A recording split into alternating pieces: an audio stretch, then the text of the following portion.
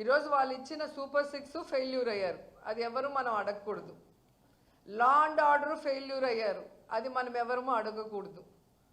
అలాగే ఒక్క ఏడాదిలోనే 1,52,000 కోట్ల అప్పులు చేసి ఆ డబ్బు ఒక సంక్షేమ పథకం ఇవ్వకుండా ఎవరి జోబుల్లోకి వెళ్తుందో ఎవరు ప్రశ్నించకూడదు. అలా ప్రశ్నించే ఏ గొంతైనా కేసు పెడతాం, లోపలేస్తామని భయపెట్టడం.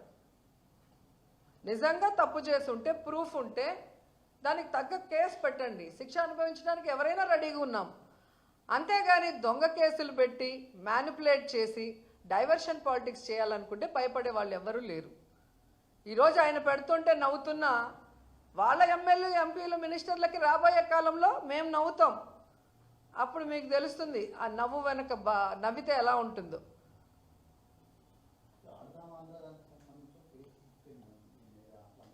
కేసు ఎప్పుడు జరగలేదండి.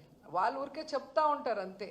ఎందుకంటే క్లియర్ కట్గా టీడీపీ వాళ్ళే అసెంబ్లీలో అలాగే శాసనసభలో శాసన మండలిలో రెండిట్లో ఆన్సర్ ఇవ్వటం జరిగింది.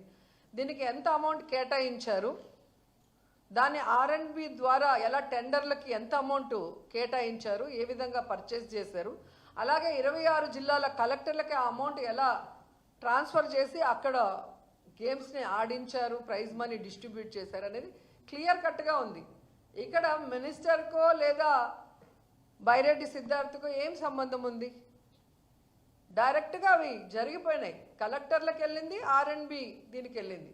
సో దేనికి ఎంత వెళ్ళింది, ఏ విధంగా వర్క్ జరిగిందని క్లియర్గా ఉంది. అండ్ వాళ్ళు ఇచ్చిన దాంట్లోనే ఏమైనా అవకతవకలు జరిగాయంటే లేదు అన్నారు.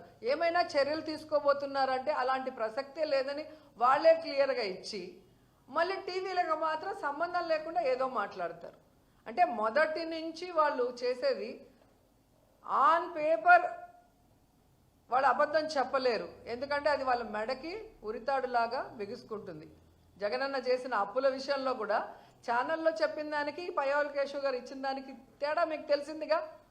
నక్కకి నాగలోకానికి ఉన్నంత తేడా ఉంది. అట్లాగే ఇది కూడా వాళ్ళు ఆన్ పేపర్ ఇచ్చింది, అలాంటి తప్పు జరగలేదు, వాళ్ళకి ఎలాంటి శిక్ష మేము వేయలేదు, ఈ డబ్బు ఏ విధంగా వాళ్ళు ఖర్చు పెట్టారు, ఎవరెవరి ద్వారా అనేది క్లియర్ కట్గా ఉన్నప్పుడు సంబంధం లేని మాకు లేదా బైరెడ్డికి ఏదో కేసులు పెట్టేసినారు అంటే వాళ్ళ మనసులో వాళ్ళకి ఆశ ఉంది.